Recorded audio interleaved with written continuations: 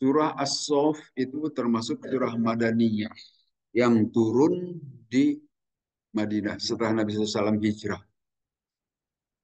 As-Saff itu sendiri artinya ya sof, barisan. Barisan seperti barisan dalam sholat juga. Diriwayatkan oleh Imam Tirmidzi seperti begini. Haddatsana Muhammad bin Kasir an Al-Auza'i dan seterusnya dari Abdullah bin Salam. Abdullah bin Salam ini Yahudi yang masuk Islam. Wala berkata Abdullah bin Salam, Qa'adna kami telah duduk naparon sekelompok min ashabi Rasulullah dari sahabat-sahabat Rasulullah SAW. Patada karena maka kami semua membincangkan, berbicara, mendikirkan. Fakulna kemudian kami berkata, Allah na'lamu. Kalaulah kami semua mengetahui ayyal a'mali. Amal-amalan apakah ahabbu yang disukai ilallah kepada Allah la amalnahu pasti kami akan mengamalkannya. Anjala maka menurunkan siapa Allah ayat ini sabbahalillahi ma bis samawati wa fil ard wa huwal azizul hakim dan seterusnya. Pola berkata Abdullah bin Salam, Pakoroknaha, maka membacakan terhadap ayat tadi, alaina kepada kami, siapa? Rasulullah SAW. Pola Abu Salamah berkata Abu Salamah, ini suaminya Ummu Salamah. Kemudian beliau gugur dan Ummu Salamah itu nanti dinikahi oleh Rasul. Pakoro'aha maka membacakan Rasul atau membacakan terhadap surat As-Saff ini alaina kepada kami siapa Ibnu Salam. Qala Yahya pakoroha alaina Abu Salamah. Kemudian selanjutnya membacakan terhadap ayat ini adalah Abu Salamah. Jadi yang pertama membaca ayat ini ya tentu yang dituruni surat As-Saff yaitu Rasulullah SAW. Membacakannya di depan Abdullah bin Salam, maka Abdullah bin Salam berikutnya membacakan ayat ini. Membacakannya itu juga di hadapan Abu Salamah, selanjutnya Abu Salamah membacakan ayat ini. Artinya begitulah proses turun ayat Al-Quran itu, pertama turun kepada Rasulullah SAW, menjawab persoalan-persoalan yang ada di sekitaran Nabi dan para sahabat. Kemudian ayat itu disebarkan, diberitahukan oleh Nabi kepada para sahabat. Nah, di sini Allah menyatakan Sabbaha lillahi ma fis samawati wa fil ardh, telah bertasbih, telah membaca subhanallah kalau istilah lain bertasbih itu. Atau dalam bahasa yang lain sabbaha itu memahasucikan. Artinya memahasucikan Allah dari segala kekurangan. Tidak mungkin Allah memiliki kekurangan. Yang suka memiliki kekurangan itu adalah makhluk, termasuk kita manusia ini. Pasti masing-masing kita memiliki kekurangan. Di samping kita juga punya kelebihan. Tapi Allah itu tidak ada kekurangan. Maka kita suka membacakan subhanallah. Subhanallah itu tasbih. Atau dalam bahasa menggunakan fi'il madhi di sini sabbaha, telah membacakan tasbih. Kata kerja ini, kerja masa lampau. Telah bertasbih kepada Allah seluruh perkara. Ma itu adalah kata ganti untuk menunjukkan semua perkara fis samawati yang ada di langit dan juga semua perkara yang ada di bumi. Dengan pernyataan ayat ini, kita yakin bahwa semua makhluk itu adalah muslim sebetulnya. Tunduk patuh kepada ketentuan Allah. Seperti mengapa ayam berkokok waktu subuh, yaitu ketentuan Allah sudah disebutkan. Mungkin setiap subuh ayam itu berkokok. Dan istiqomah itu ayam itu setiap subuh berkokok. Demikian juga yang lain-lainnya, makhluk yang Allah yang lain, mengikuti aturan yang telah Allah tentukan. Tidak maunya sendiri. Ikut ketentuan Allah. Nah itu yang maksud keislaman. Yang suka tidak ikut Islam itu hanya kita manusia dan jin yang bisa memilih. Nah, karena kemampuan memilih itu maka tidak setiap waktu kaum muslimin kalaupun mengaku Islam tidak semuanya bangun sholat subuh. Dalam satu survei Pak di Indonesia dinyatakan bahwa jumlah kaum muslimin itu hampir 200 juta kan ya. di Indonesia itu. Tetapi yang secara terus-terusan sholat itu hanya 38%. Berarti kurang dari 100 juta kan. Kalau 38% paling 40 atau 30 jutaan yang suka sholat secara terus teratur. Sehingga wajar mengapa Indonesia walaupun mayoritas Muslim tapi tidak bercirikan Islam gitu kan. Ya karena begitu. Jangan jauh-jauh lah di kampung kita aja suka rapi. Apakah semuanya ke masjid? Kan tidak juga ya. Hanya beberapa gelintir saja yang suka ke masjid. Itu cerminan seluruh bangsa Indonesia. Dan ini juga cerminan seluruh manusia muslim di dunia.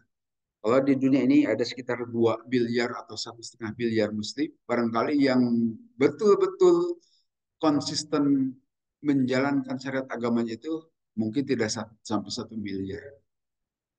Hingga mengapa terpuruk saja kaum muslimin? Ya karena tidak konsisten. Tapi kalau konsisten dari dulu seperti yang terjadi pada zaman sahabat, itu konsisten. Tidak ada seorang pun muslim yang manca-manca kecuali munafik. Ya, ada juga sebetulnya waktu itu. Tapi kaum muslimin yang lainnya itu sungguh-sungguh betul-betul menjalankan Islam, maka setiap peperangan walaupun sedikit selalu menang. Seperti misalnya waktu perang Mut'ah. Waktu perang Mut'ah itu jumlah kaum muslimin hanya 3.000 orang. Sedangkan yang dihadapi musuh itu 200.000 tentara Romawi di Mut'ah. Maka bayangkan waktu itu perangnya masih pakai pedang, masih pakai tombak, masih pakai panah. 200.000 bisa setidaknya diimbangi walaupun tidak menang waktu itu kaum muslimin. Tapi tidak dikalahkan itu. Tetapi bisa mengimbangi 3.000 orang bisa mengimbangi 200.000 orang tentara Romawi sehingga tentara Romawi juga sebagian kocar kacir. Karena apa? Karena kehebatan kaum muslimin yang konsisten. 3.000 orang itu betul-betul konsisten sebagai sahabat Nabi menjalankan ajaran Islam. Kan di kita kaum muslimin ya seperti tadi hadis survei aja hanya 38% yang konsisten menjalankan sholat. Kita perhatikanlah jangan jauh-jauh di kampung kita juga. Kalau konsisten mesti penuh ini masjid. Tapi karena tidak konsisten, beginilah keadaannya. Jangan mimpi untuk menghadiri pengajian ini. Kalau yang menghadiri pengajian ini hanya orang-orang terpilih saja. Orang yang jangankan menghadiri pengajian, menghadiri sholat wajib aja kan tidak sepenuh di masjid ini. Harusnya penuh. Tapi begitulah konsistensi itu sehingga kita selalu terpuruk. Nah, kalau kaum muslimin konsisten dengan keislamannya bisa seperti zaman Nabi, seperti zaman para sahabat, selalu memenangkan peperangan walaupun jumlahnya sedikit. Tapi kita seperti ini keadaannya. Tidak bisa memenangkan peperangan. Termasuk sekarang ini yang di Palestina ataupun di belahan mana dunia, karena tidak sedikit para pengkhianat dari kaum muslimin. Coba perhatikan negara-negara Arab itu, tidak kompak semuanya itu mendukung Palestina. Arab Saudi saja tidak kompak. Yang mendukung malah dari jauh dari Indonesia. Walaupun di Indonesia juga ada tokoh-tokoh yang mendukung Israel. Tetapi mayoritas bangsa Indonesia lebih baik mendukung. Lebih baik daripada Arab Saudi, Emirat, dan sebagainya. Tidak kompak itu. Sehingga orang di Syam, di Palestina selalu dikalahkan. Selalu menjadi bulan-bulanan Israel. Padahal Israel itu hanya negara kecil saja, gitu kan? Secara geografinya. Nah, di sini disebutkan, ya ayyuhalladzina amanu lima taquluna ma la taf'alun. Hai orang-orang yang beriman, mengapa kalian berkata apa yang tidak kalian kerjakan? Ini juga koreksi bagi kita semua. Marilah seragam antara apa kata-kata kita dengan apa yang kita perbuat. Apa yang kita ucapkan dan itulah yang diamalkan. Nah, ini juga ciri zaman ini. Orang berkata ke utara yang diperbuat adalah ke selatan. Tidak konsisten ini. Termasuk kita juga kaum muslim. Berkata ingin bagus, ingin baik, ingin mengamalkan agama, tetapi kenyataannya bertolak belakang. Memang kalau hanya sekali dua kali bisa saja mengamalkan agama, tetapi di sini perlu konsistensi karena waktunya jangka waktunya lama. Gitu. Nah, kelamaan itu yang orang tidak kuat. Seperti yang hadir pengajian ini kan ganti-ganti nih. tidak sama orangnya. Yang tetap itu mungkin yang terus sampai sekarang dari awal sampai akhir Pak Tanu dan Pak Syarif saja. Yang lainnya kan pendatang-pendatang baru. Nah, itu baru ikut beberapa saat saya sudah bosan pengajian ini kan. Mungkin tidak menarik dan sebagainya silahkan itu urusan pribadi. Tetapi yang maksud di sini adalah keinginan berzikir itu. Keinginan berzikir setiap kita itu tidak konsisten. Baru beberapa ikut pengajian sudah bosan, tidak menarik. Ya pasti tidak akan menarik yang namanya pengajian itu. Tetapi di dalamnya ada seperti disebutkan dalam hadis Rasul, ada naungan para malaikat yang menjadikan hati kita tenang, menjadikan hati kita tentram, tidak gelisah dan sebagainya. Itu yang kita tidak membaca, tetapi itu terjadi. Kita akan merasakan itu. Ada ketenangan, ketentraman. Nah, tetapi tidak banyak orang kuat menghadiri pengajian. Ini kan sudah hampir 20 tahun ini pengajian ini. Tapi siapa yang konsisten terus-terusan hadir? Bisa dihitung jari itu kan. Tidak pada kuat. Nah begitulah memang demikian juga menghadiri sholat berjamaah. Apakah terus-terusan kita menghadiri sholat berjamaah? Saya kira tidak juga. Hanya beberapa saja yang kuat terus konsisten. Dan yang terus-terusan Pak Suyoto juga. Dari awal tuh Pak Suyoto juga ikut. Sampai sekarang masih bertahan walaupun beliau jauh juga. Nah, yang ikut begitu itu konsisten istiqomah dalam bahasa agama itu sedikit. Allah mengatakan wa qalilum min ibadiyas syakur. Sedikit saja orang yang termasuk orang-orang yang bersyukur. Itulah kenyataan bisa lihat di dalam sehari-hari. Adakah yang konsisten? Kan kadang-kadang datang ke masjid juga suka-suka dia saja. Pada saat suka baru datang, pada saat tidak suka tidak datang. Padahal itu adalah aturan Allah. Datanglah suka ataupun tidak suka gitu kan.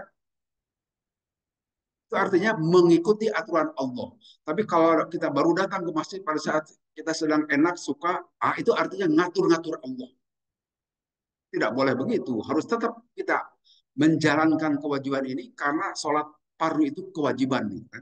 Tidak boleh suka-suka kita. Pada saat kita sedang suka baru datang, pada saat tidak suka tidak datang.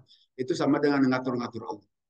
Tapi kalau orang yang betul-betul Islam itu menjalankan terus suka ataupun tidak suka, ada orang yang disukai atau tidak disukai, tetap kita melaksanakan itu, datang ke masjid itu.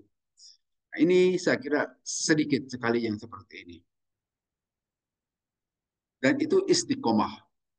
Supaya bagaimana sejalan antara apa yang dikatakan dengan apa yang diperbuat. Istadalla bihadil ayatil karimah man dhahaba bin ulama salaf telah menjadikan dalil dari ayat mulia ini dari para ulama salaf ila annahu yajibu al wafa bil wa'di mutlaqan bahwa sesuatu sangat wajib bagi kita menepati atau memenuhi janji secara mutlak. Itu sebagian ulama berdalih atau berdalil dengan ayat ini bahwa wajib memenuhi apa yang telah kita janjikan kepada siapapun. Nah, ini juga dalam kenyataannya tidak gampang memenuhi janji. Apalagi janji-janji kampanye para kepala daerah, para ya pokoknya yang minta dipilih itu janji yang indah-indah manis-manis kadang-kadang hanya sebatas ucapan saja, tidak dipenuhi. Jangan jauh-jauh di lingkungan kita juga, di RW kita juga, itu calon-calon ketua RW janjinya indah-indah pada saat mau dipilih. Tapi setelah dipilih mah lupa terhadap apa yang dijanjikannya. Apalagi kalau calon-calon legislatif, calon wali kota dan sebagainya itu banyak mengingkari. Dalam sebuah hadis yang diriwayatkan oleh Imam Bukhari Muslim, hadis sahih ini disebutkan begini. Bersabda Rasulullah ayatul munafiki salasun. Ciri-ciri orang munafik itu ada tiga. Ida haddasa kadaba. Apabila dia berkata berbohong. Ini ciri munafik. Adakah yang suka berbohong? Banyak saya kira. Wa idza wa'ada akhlafa dan apabila berjanji akhlafa, dia mengingkari. Tidak mengindahkan. Kadang-kadang janji-janji kecil juga suka diingkari. Itu ciri-ciri munafik itu yang suka mengingkari. Jadi kalau kaum muslim walaupun kecil itu janji, sekadar janji mau bertemu misalnya, nanti pukul 9 kita ketemu di masjid. Nah, kadang-kadang diabaikan kan. kecil kita tidak perlu tepati. Kan tidak boleh bagi seorang muslim itu tepati sesuai dengan waktu yang disepakati. Kalaupun tidak akan menepati, kasih tahu, mohon maaf saya tidak jadi datang. Jangan sampai dia membatalkan janji tanpa klarifikasi. Karena begini, wa idza wa'ada akhlafa, apabila berjanji yaitu menyalahinya. Wa idza tumina khona, dan apabila diamanati dia berkhianat. Itu ciri-ciri munafik. Ini hadis sahih. Hadis sahih yang diriwayatkan Bukhari Muslim. Ada 3 ciri munafik. Perhatikan, hati-hati. Bagi kita tentu saja tidak mau termasuk orang munafik. Maka hindari ciri-cirinya itu. Dan dalam hadis sahih yang lain Rasulullah mengatakan, Arbaun, ada 4 ciri, man siapa orang, kunna ada 4 ciri tadi, di orang tadi, karena munafikon kholison, dia menjadi munafik yang kholis, munafik yang ikhlas, katanya gitu. Man kanat bihi wahidatun bin hunna kanat bi kholosotim min nifakin hatta yadaha. Siapa saja, salah satu saja ada di orang tadi itu, dari 4 ciri kemunafikan itu, maka ada kemunafikan itu di dirinya sampai dia meninggalkannya. Yang pertama, sama tadi, menyalahi janji. Siapa orang menyalahi janji, maka itu adalah orang munafik. Satu saja suka mengingkari janji, janji besar maupun janji kecil, itu adalah ciri-ciri kemunafikan.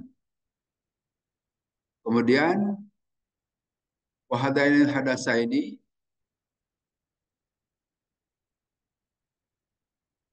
dan 3 ciri yang lainnya seperti yang disebutkan dalam hadis tadi. Hati-hati, ciri-ciri itu bisa ada di dalam diri kita. Jangan menganggap sepele, walaupun janji kecil, walaupun hutang kecil akan dibayar, maka bayarlah. Tidak boleh tidak ditunaikan. Kalau kita sudah berjanji, kalau tidak berjanji, ya nggak masalah. Kemudian dalam sebuah hadis lain yang diriwayatkan oleh Imam Abu Daud, an Abdullah bin Amir bin Rabi'ah, qala atana, telah datang kepada kami Rasulullah SAW di baitina, di rumah kami, wa ana sabiyun, waktu itu saya masih anak-anak. Qala bersabda Rasulullah, padhahabtum, berkata itu Amir bin Rabi'ah, padhahabtu, maka aku pergi li ukhrija, untuk supaya keluar lal ambu, untuk maksud bermain. Faqalat, maka berkata ummi, ibu, ya Abdullah, hai Abdullah, ta'al, kesinilah, aktik, aku akan memberi sesuatu padamu. Faqala laha, maka berkata kepada Ummu Atiyah, Malik Malik rahimahullah, ila annahu, Rasulullah SAW, wa ma arada an tu'tiyahu, apa yang akan kau berikan, hai siapa Ummu At, ibunya tadi, ibunya Amir bin Rabi'ah, antu'tiyahu, untuk engkau berikan kepada anakmu. Faqalat, berkata ibunya, tamron, saya akan memberikan tamar, akan memberikan korma. Faqala amma innaki law taf'ali kutibat alaika kadabatan. Maka jika engkau tidak mengerjakannya, itu tercatat sebagai kebohongan. Jadi seorang ibu berkata kepada anaknya, ke sini, saya akan beri kamu sesuatu. Kemudian Rasul bertanya, engkau akan memberikan apa kepada anakmu? Memberikan tamar, memberikan korma gitu kan. Kemudian kalau engkau tidak memperbuatnya, itu juga bohong, bagian dari kebohongan. Nah, itu juga sebagai ciri-ciri munafik. Tidak boleh begitu. Kau tunaikan itu apa yang akan kau berikan. Walaupun kepada anak kita. Nah, bisa jadi kita juga suka membohongi anak-anak kita. Dikasih, nanti kita jalan, kita makan di sana sini dan sebagainya. Sambil tidak, supaya anak itu berhenti nangis misalnya. Tapi tidak ditunaikan, itu juga kebohongan. Kata Rasulullah gitu. Hati-hati ini.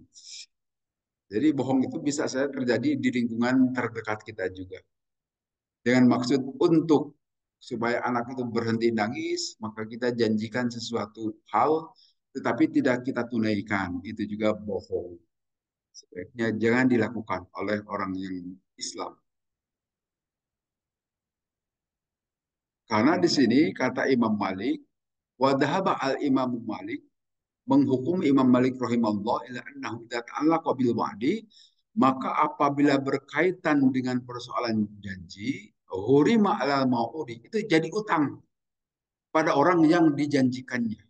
Wajib al wafa, maka jadi wajib memenuhinya. Kama laqala alegori, sebagaimana kalau dia juga berjanji kepada yang lainnya. Jadi hati-hati dengan persoalan janji. Karena ini dasarnya dari ayat tadi. Ya ayyuhalladzina amanu lima taquluna ma la taf'alun. Hei orang-orang yang beriman, mengapakah kalian mengatakan sesuatu hal yang kalian tidak engkau perbuat? Kan? Mengatakan sesuatu, menjanjikan sesuatu, tetapi kalian tidak mengerjakannya. Walaupun di sini jumhur ulama wadhaba al jumhur ila annahu la yajibu mutlaqan. Memenuhi janji itu menurut jumhur ulama tidak wajib secara mutlak. Memang sebaiknya ditunaikan itu janji, tetapi tidak secara mutlak-mutlak amat. Kata jumhur ulama mayoritas. Tapi nampaknya jumhur ulama ini tidak menggunakan dalil yang lebih kuat. Lebih kuatan tadi kata Imam Malik. Kata Imam Malik karena dasarnya ayat Al-Quran tadi Imam Malik. Ya ayyuhalladzina amanu lima taquluna ma la taf'alun. Hai orang-orang beriman, mengapa kalian berkata, mengatakan sesuatu yang tidak kalian perbuat? Kemudian dalam kesempatan yang lain juga sebutkan dalam sebuah hadis, lawadidna, sungguh kami suka annallaha ta'ala dallana ala ahabbil a'mali ilaih. Sungguhnya Allah menunjukkan kepada kami terhadap perbuatan yang disukai. Karena amalu, maka kami mengamalkannya bihi dengan amal-amal itu. Fa akhbarallahu nabiyahu, maka Allah memberitakan kepada nabinya an ahabbal amali iman. Sungguhnya amal-amal yang paling disukai Allah itu iman, adalah iman bihi kepada Allah, la syakka bihi, yang tidak ada keraguan bihi di dalam iman itu. Wa jihadu ahli maksiyatihi, dan keduanya menjihadi ahlu maksiyat alladzina khalafu al iman, yaitu orang-orang yang menyalahi keimanannya. Walam yakirru bihi, dan tidak menguatkan keimanan di dalam dirinya, mendakwahi orang-orang yang tidak konsisten di dalam keimanannya. Itulah yang amal-amalan yang paling Allah sukai. Beriman. Nah, ini juga tidak gampang karena iman itu yazid wa yanqus, bisa bertambah, bisa menurun, bergantung kondisi dan situasi. Keimanan itu tidak tidak tetap. Maka mengapa kita dalam setiap sholat mengucapkan ihdinas siratal mustaqim, minta diberi hidayah, karena itu iman itu tidak tidak terus naik, tidak terus turun, naik turun gitu. Maka kita minta kepada Allah supaya ditambah hidayah, sehingga dengan demikian kita tetap dalam kondisi stabil. Nah, melalui sholat itulah misalkan upayakan supaya hidayah yang ada di diri kita itu dalam keadaan tetap stabil. Itu adalah upaya dari kita. Kemudian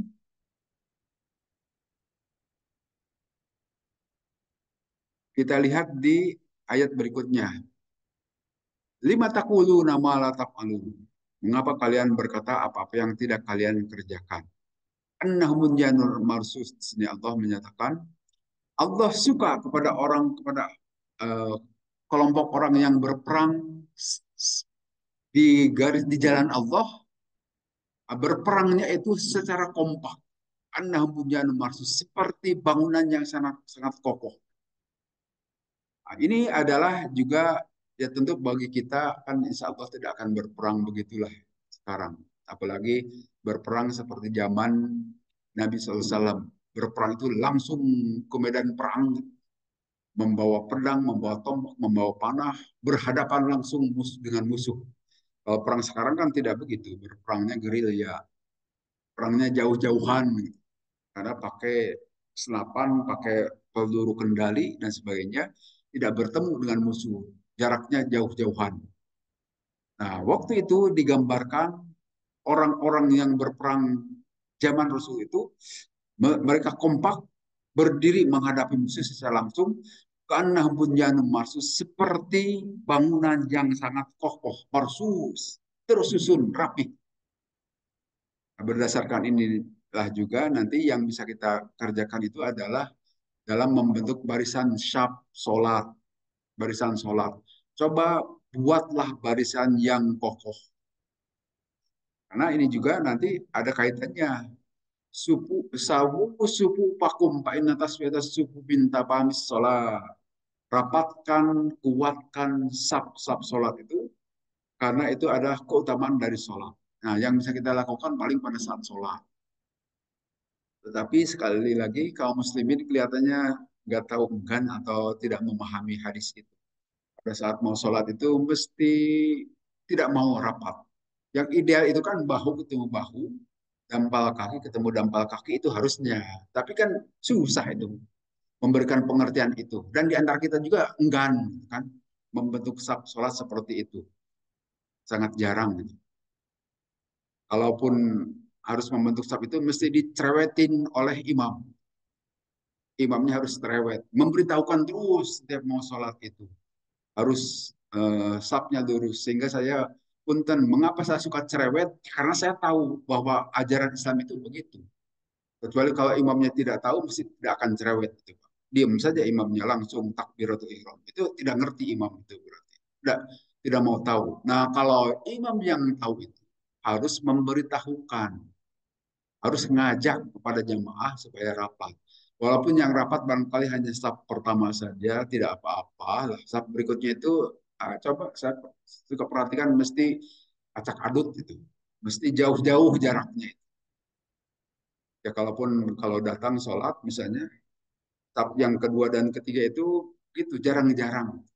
Nah ini saya tidak ngerti kaum muslimin apa tidak paham dengan hadis Nabi itu atau tidak mau mengamalkan. Kelihatannya enggan kalau membentuk saf rapat. Bahkan kalau ada lowongan itu supaya bergeser aja susah gitu. Kadang-kadang pura-pura tidak dengar gitu kan jemaah. Atau kita yang dari belakang itu tidak mau masuk ke depan, dibiarkan saja. Nah, ini akhirnya punten saya jadi suka cerewet kalau mau jadi imam. Karena itu tanggung jawab imam. Kalau saya jadi makmum diam saja. Kecuali kalau ada tempat untuk masih kosong mempersilahkan yang di belakang masuk. Maka karena itu mohon maaf kalau jadi imam itu harus agak cerewet. Karena itu juga yang dilakukan oleh Rasul gitu. Jangan diem kalau jadi imam itu. Harus memperhatikan barisan dahulu. Karena begitulah yang dicontohkan oleh Rasul. Karena seperti ayat ini, Allah menyukai barisan seolah-olah bangunan yang kokoh. Nah, yang bisa kita wujudkan saat ini pada saat sholat berjamaah. Marilah kita membentuk barisan saf yang kokoh. Rapat harusnya. Walaupun kita susah untuk betul-betul rapat. Inna Allah yuhibbul ladzina yuqatiluna fi sabili saffan ka'annahum bunyanun marsus. Sungguhnya Allah menyukai orang-orang yang berperang di jalan Allah membentuk saf seolah-olah saf itu adalah bunyanun marsus, bangunan yang kokoh. Akan dimenangkan oleh Allah dalam peperangan. Sehingga dalam sholat juga insya Allah akan memperoleh kesuksesan, akan memperoleh kehusyuan pada saat sholat jika barisannya kokoh. Kecuali kalau barisannya cumpang-camping ya begitulah. Ya seperti yang sering terjadi kan barisan kedua dan ketiga itu asal-asalan saja. Hanya sekali lagi susah kita. Gitulah gambaran kaum muslimin barangkali ya. Tidak bisa mengamalkan ajaran agamanya dengan benar.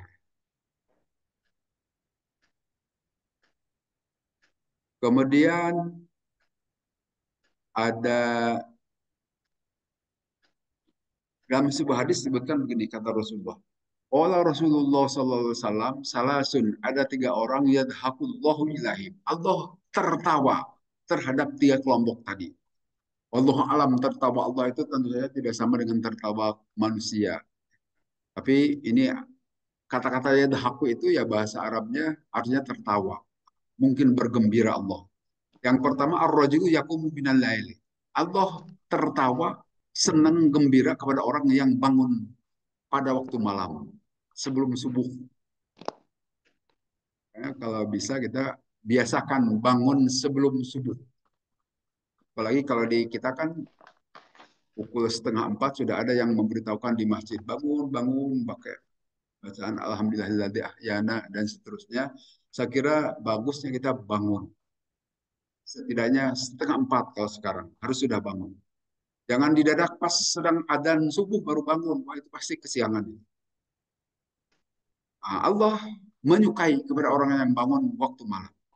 Wal qaumu idza sabul salat. Yang keduanya Allah senang apabila lihat kepada orang-orang yang membangun saf pada saat sholat. Tentu yang membangun saf di sini saf yang kokoh, yang bagus sesuai kriteria rapat dan lurus. Kemudian yang ketiganya Allah tertawa atau gembira apabila melihat terbangun saf barisan kaum muslimin pada saat menghadapi peperangan. Nah, tiga keadaan itu yang Allah sukai. Membangun saf pada saat mau sholat ataupun membangun saf pada saat peperangan. Kompak kaum muslimin. Sehingga dengan kekompakan ini selalu bisa memenangkan peperangan walaupun jumlahnya sedikit. Yang tidak kompak itu terjadi pada saat perang Uhud saja zaman Nabi itu. Tidak kompak karena pasukan pemanah menyalahi perintah Nabi. Instruksi Nabi tidak diindahkan. Mereka turun sebelum diperintahkan oleh Nabi, maka bisa diserang oleh tentara Khalid bin Walid. Waktu itu masih kafir, porak-poranda. Pada saat itu kalah kaum muslimin. Tapi seandainya kaum muslimin bisa mematuhi perintah Nabi, insya Allah akan menang. Saya kira demikian juga saat ini. Ya. Jika kita bisa mengamalkan perintah-perintah Al-Quran, perintah-perintah Rasulullah, akan menang juga kaum muslimin. Kan berapa abad tuh kaum muslimin menguasai dunia. Tapi setelah tahun 1924 runtuh kekhalifahan. Karena tidak mematuhi lagi ketentuan-ketentuan Allah dan Rasul. Demikian juga di kita. Mengapa kaum muslimin di Indonesia selalu kalah, tidak bisa menguasai panggung negara Republik Indonesia? Ya karena tidak kompak kita, tidak mematuhi aturan Allah. Kemudian dalam hadis lain disebutkan begini, karena ya nuguni anka anna kata zamu anna Rasulullah SAW hadasakum anna Allah yuhibbu salah satu ya budu salah sah. Sampai kepada kami bahwa Rasulullah itu menyukai, kata Rasul menyukai tiga kelompok dan tidak menyukai tiga kelompok. Nah, tentu yang tiga kelompok itu siapa? Allah menyukai kepada orang Goza yang seorang laki-laki yang berperang di jalan Allah. Dia keluar penuh perhitungan untuk berjihad dan sebagainya. Wa antum tajidunahu fi kitabillahi al-munazzal. Dan engkau akan mendapati ketentuan itu ada di dalam kitab Allah yang telah diturunkan. Allah menyukai orang-orang yang berperang di jalannya seperti sop yang kokoh. Kemudian di ayat berikutnya, wa qala Musa, dan ingatlah pada saat Nabi Musa berkata kepada kaumnya, lima tu'dunani, ya qaumi lima tu'dunani wa qad ta'lamun anni rasululaikum. Mengapakah kalian menyakiti aku? Padahal kalian semua tahu bahwa aku ini adalah Rasul Allah yang diutus kepada kalian. Jadi seperti itulah kelakuan Bani Israel menyakiti. Libatu uzunani itu artinya ya menyakiti kepada Nabi Musa. Dan kita tahu demikian banyak pengkhianatan yang dilakukan Bani Israel kepada Nabi Musa. Baru saja diseberangkan di Laut Merah, kan? Itu kan keajaiban dari Allah. Laut bisa istilah nyingrai, kan? Sehingga menjadi daratan. Kemudian Bani Israel lewat, begitu sudah sampai pantai, laut itu bersatu kembali dan masih ada tentara Fir'aun, maka jadi tenggelam. Nah, baru saja keagungan Allah diperlihatkan, itu kaum Bani Israel sudah minta kepada Nabi Musa ingin nyembah anak sapi. Gitu. Nah, itu salah satu yang pengkhianatan yang dilakukan oleh Bani Israel kepada Nabi Musa. Dan pengkhianatan yang lainnya dilakukan oleh Bani Israel kepada Nabi Musa. Padahal mereka tahu bahwa aku ini adalah Rasul Allah. Nah, cucu mah gitu kan, cucu muk gitu kan, orang-orang Bani Israel itu kepada Rasulnya. Seperti itu. Dan kita tahu Bani Israel itu demikian banyak membunuh para nabi dari Bani Israel juga. Sampai-sampai mereka juga ingin membunuh Nabi Isa alaihissalam. Terhadap Kangjeng Nabi Muhammad SAW juga beliau begitu ingin membunuhnya. Karena memang perilaku mereka begitu. Maka pada saat mereka menjauh dari hidayah Allah, azagallahu qulubahum, maka Allah palingkan mereka makin jauh saja. Wallahu la yahdil qaumal fasikin, dan Allah tidak memberikan hidayah kepada orang-orang yang fasik. Nanti orang-orang fasik itu orang-orang munafik juga di dalamnya masuk al-fasik. Nah, kemudian berikutnya wa idh qala Isa bin Maryam, dan ingatlah pada saat Nabi Isa alaihissalam berkata, ya Bani Israel, hai Bani Israel, inni rasululaikum. Sungguhnya aku ini adalah Rasul Allah kepada kalian, musaddiqan yang membenarkan terhadap apa yang ada di dalam Taurat, dan memberi kabar gembira dengan kedatangan Rasul baru setelah aku, yaitu yang bernama Ahmad. Perhatikan di sini dalam ayat ini ada perbedaan seruan dari Nabi Musa dan dari Nabi Isa. Kalau Nabi Musa menyeru kaum Bani Israel itu dengan ya kaum, hai kaumku, kan? Tapi kalau Nabi Isa itu tidak menyebut ya kaumi, tapi ya Bani Israel. Beda kan ya, Pak? Ada beda. Apa sebab? Nah, seperti pernah saya sampaikan, karena Nabi Musa itu beliau itu punya bapak dan bapaknya juga dari Bani Israel. Ibunya apalagi dari Bani Israel juga. Sehingga beliau itu masuk sebagai kaum Bani Israel. Sehingga memanggilnya juga ya kaum, wahai kaumku. Tapi kalau Nabi Isa alaihissalam kan beliau tidak punya bapak. Sehingga tidak merasa sebagai bagian dari Bani Israel. Maka panggilannya tidak ya kaumi, tapi ya Bani Israel. Maka dengan demikian, garis keturunan itu yang menentukan itu bapak, garis bapak. Demikianlah dalam ajaran Islam juga ya, garis bapak seperti uh, wali dan sebagainya itu yang menjadi wali itu kan laki-laki, garis bapak dan seterusnya. Sehingga ini juga sama ajaran yang disampaikan oleh Kanjeng Nabi Muhammad dengan ajaran para nabi sebelumnya. Garis bapak itu merupakan asal usul keturunan. Walaupun seperti di Minang kan garis ibu yang dijadikan patokan, tapi kalau secara umum di dunia ini, bapak itulah yang menjadi patokan. Dan demikian juga dalam ajaran Islam. Ya Bani Israel, wahai Bani Israel. Karena Nabi Isa alaihissalam tidak punya bapak. Bapaknya bukan orang Bani Israel. Sesungguhnya aku ini Rasul kepada kalian semua. Musaddiqan membenarkan terhadap apa yang disampaikan oleh Taurat, apa yang disampaikan Taurat membenarkan, dan juga memberikan berita baru perihal kedatangan Nabi setelah aku. Itulah kitab yang disebut Ahmad. Ahmad itu nama lain Nabi Muhammad Sallallahu Alaihi Wasallam. Di sini ada hadis dari Nabi. Sami itu dalam sebuah hadis disebutkan, Sami itu aku telah mendengar Rasulullah dari Rasulullah SAW. Ini Jubair bin Mut'im yang berkata, Yaqulu bersabda Nabi, Innali sesungguhnya bagi aku itu asma'un, ada sejumlah nama. Aku ini Muhammadun adalah Muhammad. Wa ana Ahmad, dan aku ini juga ada namaku Ahmad. Wa ana Al-Mahi, namaku juga Al-Mahi. Al-Mahi itu yang menghapus. Menghapus dosa maksudnya. Alladzi yamhullahu bihi al-kufra. Yang dengan kedatanganku aku menghapus kekufuran. Di waktu itu dunia kan masih gelap, banyak kekufuran, maka dengan kedatangan Nabi Muhammad sejumlah manusia mengenal Allah. Wa ana al-hashir, aku juga ada sebut al-hashir, artinya yang mengumpulkan. Karena dengan adanya aku, nanti manusia akan dikumpulkan di bawah telapak tanganku. Seperti kita tahu nanti di akhirat, manusia itu akan datang kepada Nabi Adam, minta syafaat, minta pertolongan kepada Nabi Adam. Engkau sebagai bapak manusia, tolonglah kami yang dalam keadaan kesulitan begini. Tapi Nabi Adam menolak, jangan kepadaku, datanglah kepada Nuh. Nanti manusia itu, semua manusia, berapa miliar, mungkin banyak ya, datang kepada Nabi Nuh. Demikian juga minta pertolongan kepada Nabi Nuh, tapi Nabi Nuh juga berkata, saya tidak bisa memberi pertolongan. Datanglah kepada Ibrahim. Kemudian datang juga kepada Nabi Ibrahim, manusia itu. Tapi sama Nabi Ibrahim juga menyatakan, saya tidak bisa memberi pertolongan.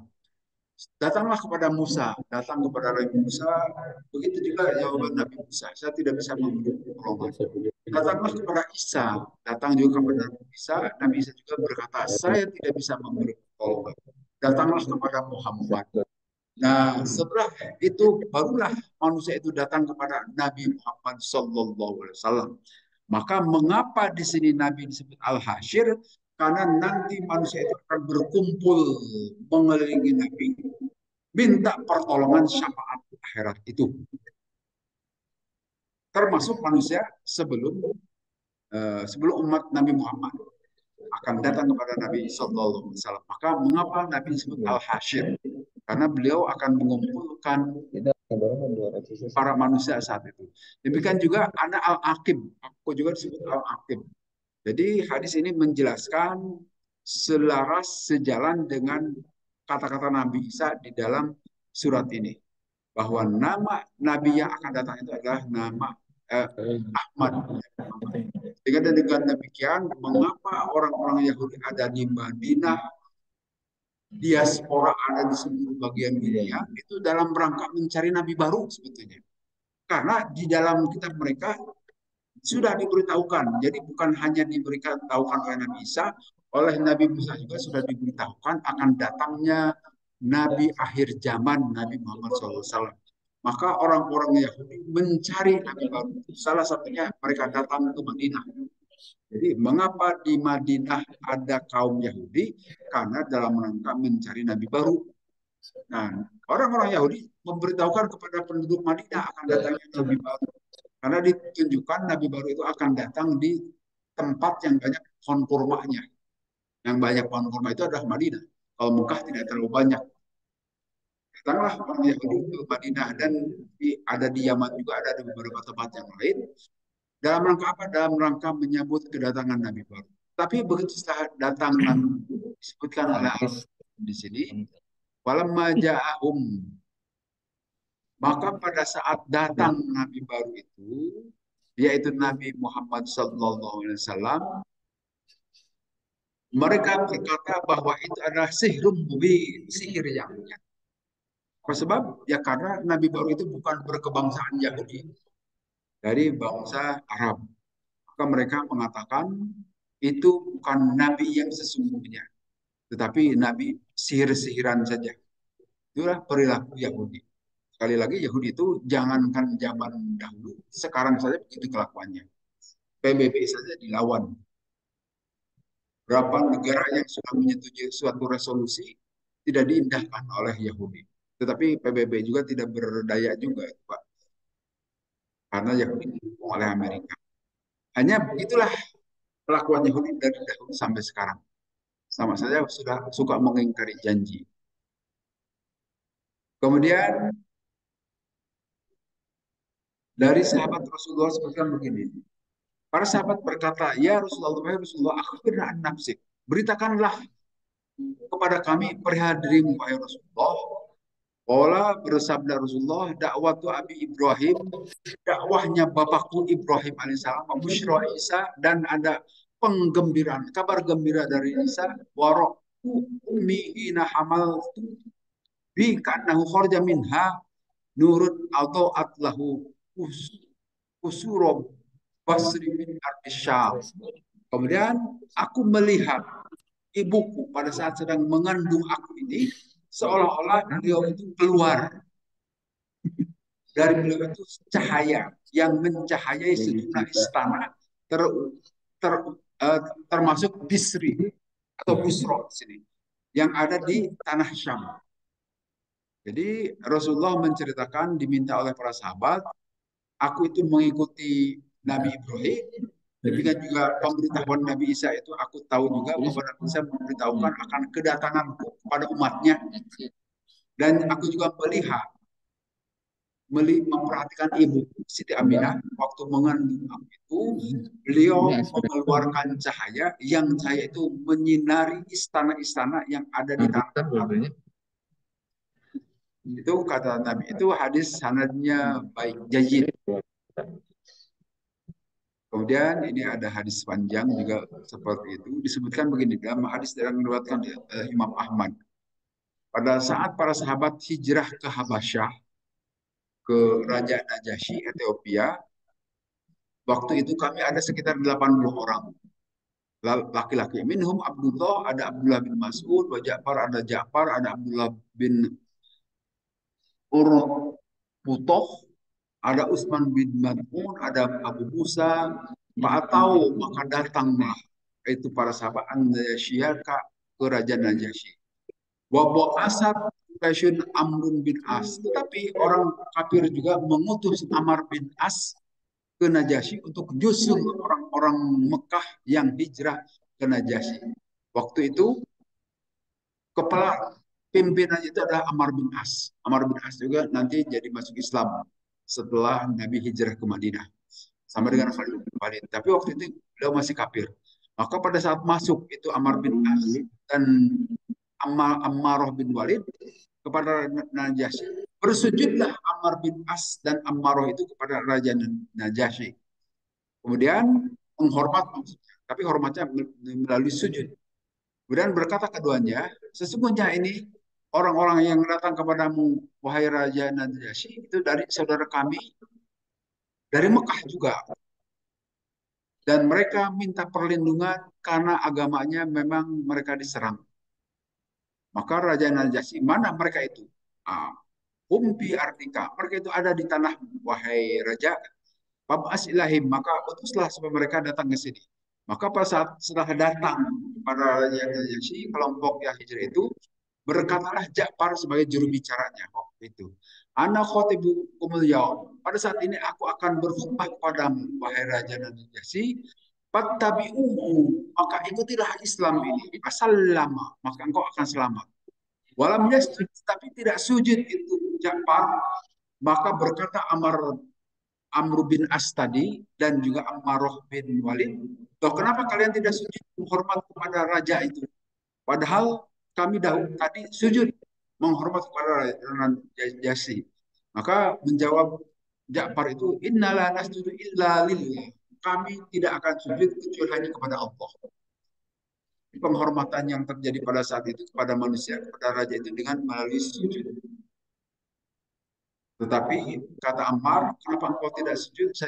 Kata Ja'far, saya tidak sujud karena tidak boleh sujud itu hanya kepada Allah.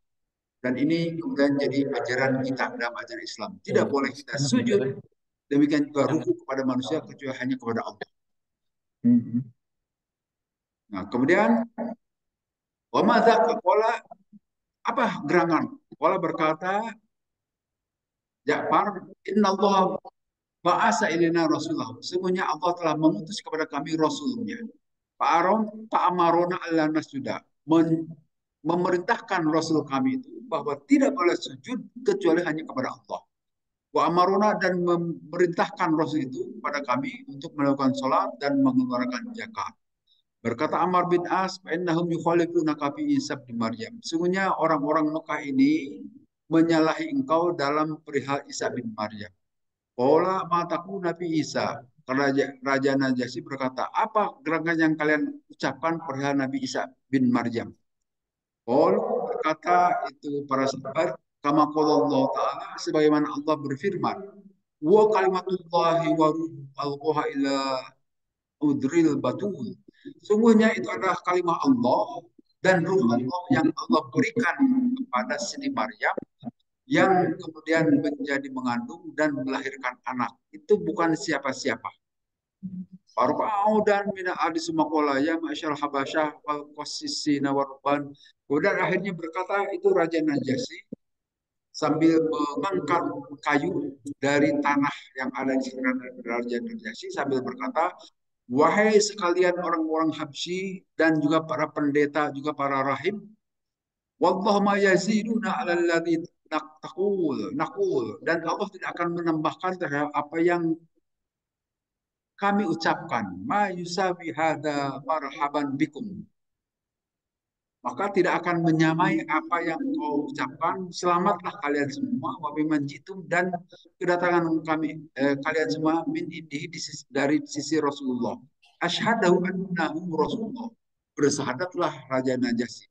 Saya bersaksi bahwa Muhammad itu adalah Rasulullah wa annahu alladzi najid Injil, dan itu yang kami dapatkan di Injil juga begitu, akan datangnya nabi baru. Wa annahu alladzi basyara bihi Isa, dan itulah yang diberitahukan oleh Nabi Isa alaihissalam, akan datangnya nabi baru. Anjalu haitsu syi'tum, akan datang itu nabi kepada kalian semua. Jadi pada saat itu Raja Najasyi masuk Islam. Padahal kita tahu orang-orang Mekah atau orang kaum muslimin itu waktu itu disusul oleh Ammar bin As yang masih kafir untuk menghalangi diterimanya oleh Raja Najasyi dan supaya mereka kembali lagi. Tetapi sebaliknya, harapan Ammar bin As itu kosong. Raja Najasyi setelah diberi penjelasan oleh Ja'far bin Abi Thalib, dibacakan sejumlah ayat Al-Quran, malah beriman pada Nabi SAW. Dan kita tahu Raja Najasyi itu nanti menjadi seorang muslim walaupun tidak diikuti oleh rakyatnya. Nanti setelah Nabi SAW di Madinah ada berita Raja Najasyi meninggal. Pemberitahuan ini barangkali melalui malaikat atau ada pemberitahuan dari Allah, maka saat itu dilakukan sholat goib. Nah, asal usul sholat goib itu karena meninggalnya Raja Najasyi yang sudah menyatakan diri masuk Islam. Tentu saja di negaranya tidak ada yang ngurus secara Islam. Barangkali dimakamkannya juga atau dikuburkannya juga secara Kristen. Tapi semuanya beliau itu sudah Muslim. Maka Nabi melakukan sholat goib. Itulah asal-usul sholat goib. Dan kita tahu di sini Raja Najasyi itu adalah salah seorang raja yang masuk Islam saat itu. Kemudian rangkaian ayat terakhir, waman atlamu mimman iftara Allahil kadziba wa hayyuna Islam. Dan siapa orang yang lebih zalim yang membuat-buat atas nama Allah padahal dia diseru ke dalam Islam. Nah, ini ada juga yang suka suka begini, mendakwahkan sesuatu atas nama Allah, tetapi itu membohongi Allah. Banyak aliran-aliran sesat saat ini kan Pak ya, atas nama Allah itu. Seperti Al-Qiyadah Al-Islamiyah oleh Ahmad Musadek. Beliau itu berdakwah menggunakan bahasa Arab, artinya masih bau-bau Islam gitu kan. Tetapi bertentangan dengan ajaran Islam. Dia Aminuddin juga begitu, aneh-aneh. Dan sekarang yang terbaru ada Dahlan Iskan.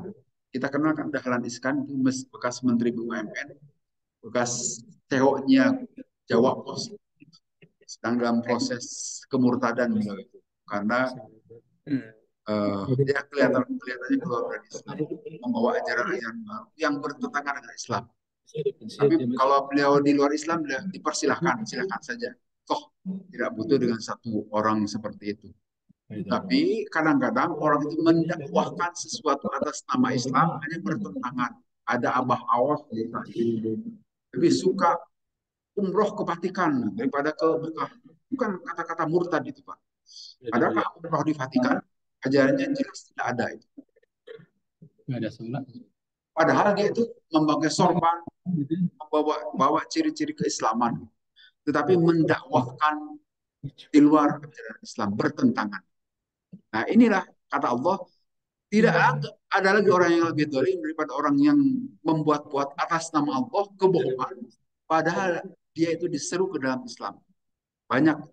Allah tidak akan memberikan hidayah kepada orang-orang yang mereka ingin memadamkan cahaya Allah dengan mulut-mulut mereka. Kan melalui mulut-mulutnya dakwah atau pidato-pidato itu. Tetapi mereka bukan menguatkan ajaran Allah untuk meruntuhkan ajaran Allah.